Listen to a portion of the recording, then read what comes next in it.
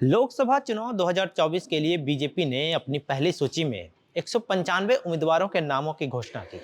इस लिस्ट में ज्यादातर नाम यूपी और एमपी के सांसदों का है, लेकिन एक नाम जो तमाम राजनीतिक पार्टियों के साथ साथ देश के मुसलमानों को भी हैरान कर रहा है, क्योंकि बीजेपी ने पहली बार किसी मुस्लिम को लोकसभा चुनाव के लिए अपना उम्मीदवार घोषित किया है।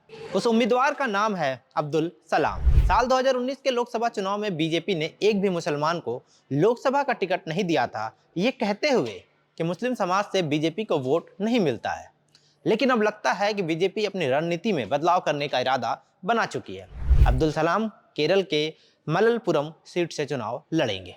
71 साल के अब्दुल सलाम एक गरीब परिवार से ताल्लुक रखते हैं। उनके परिवार में एक बहन और 9 भाई हैं। उन्होंने सॉइल मैनेजमेंट में पोस्ट ग्रेजुएशन किया है और कई सालों तक काजू की फसल पर रिसर्च भी किया है। इसके अलावा वह 2011 से 2015 तक कालीकट यूनिवर्सिटी के वाइस चांसलर रहे। उनकी कई किताबें भी पब्लिश हुई। अब्दुल सलाम केरल के साथ साथ कुवैत और सूरीनाम में विजिटिंग प्रोफेसर के रूप में भी काम कर चुके हैं। अब्दुल सलाम लोकसभा से पहले साल 2016 में तिरूर सीट से विधानसभा का चुनाव लड़ चुके हैं। उस चुनाव में उन्हें महज 9,097 वोट मिले थे।